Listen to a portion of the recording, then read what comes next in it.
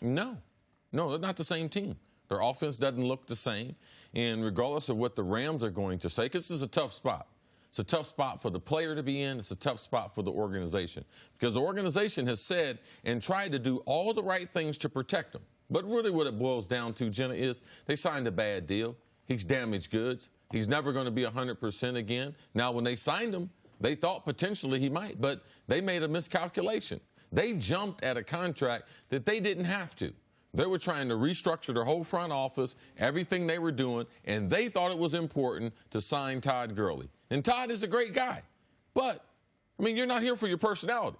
You're here because you're one of the most explosive running backs that's come into NFL out of college football as far as a dual threat, legitimate 4'3", 220 pounds, 6'1", 6'2". This is a big-time running back. And now it's down to 5 carries a game. There would have to be an explanation. And the explanation is he's not healthy.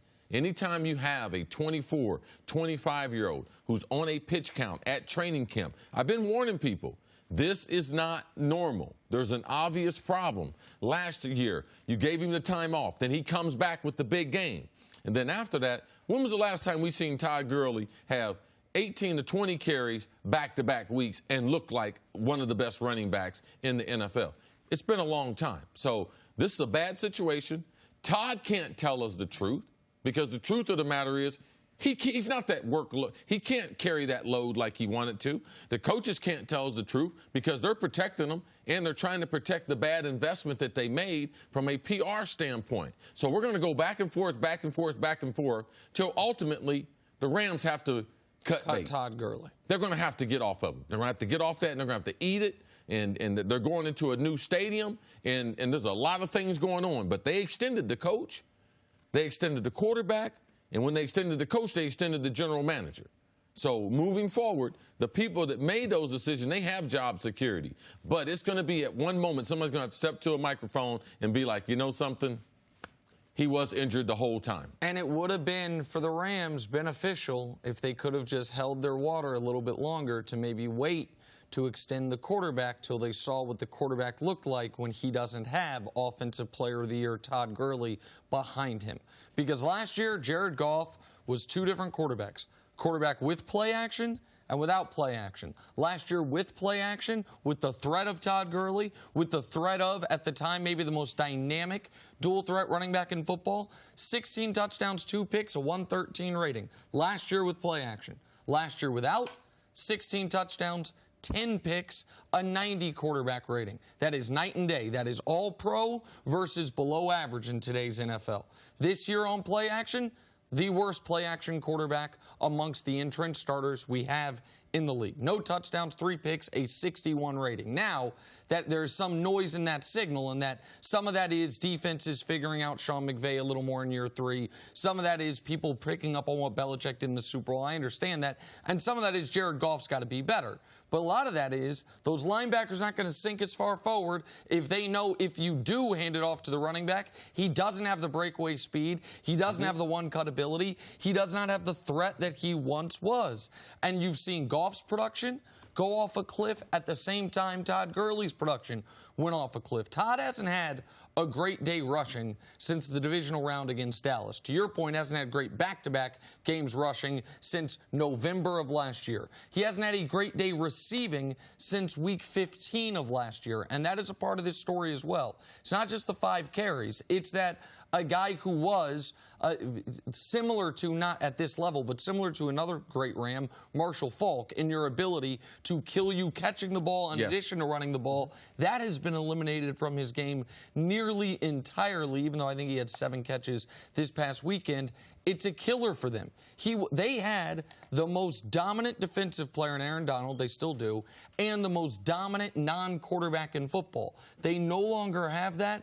That, to me, covered up a lot of limitations they otherwise would have on offense, and they haven't found a workaround yet. So, of course, they're not a Super Bowl team without Todd Gurley. We might start to wonder, are they a division champion? Are they a playoff team if Todd Gurley doesn't get right? And it doesn't look like he's going to get right. Well, Sean McVay came out this week and took it all, whether deservedly or not, on himself. I'm not doing right by this team play calling. Teams have figured us out. We have to get more creative. We have to change things up. How much of this is hey, teams have now seen, a year or two under Sean McVay. They know what he does, and how much of it is, as Nick pointed out, the personnel on that offense. Well, this is the thing. Sean's a young coach, and that's a mistake. It's a mistake by going to the media saying everything's on me, because that's not true.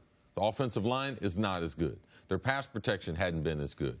Their outside receiver, Woods and Cook, they haven't been as good. What they would say is, well, it's on the quarterback. Their defense hadn't been as good as far as giving up more big plays. This is not a stingy defense. Like we saw what happened in Sunday's game. So all those things can't be the coach's fault. So when you say things like that, and you don't hear great coaches say things like, everything's all my fault, because it's not. You start to lose your credibility. So with me, how does he reinvent himself? What's his next move? Because I don't have Todd Gurley.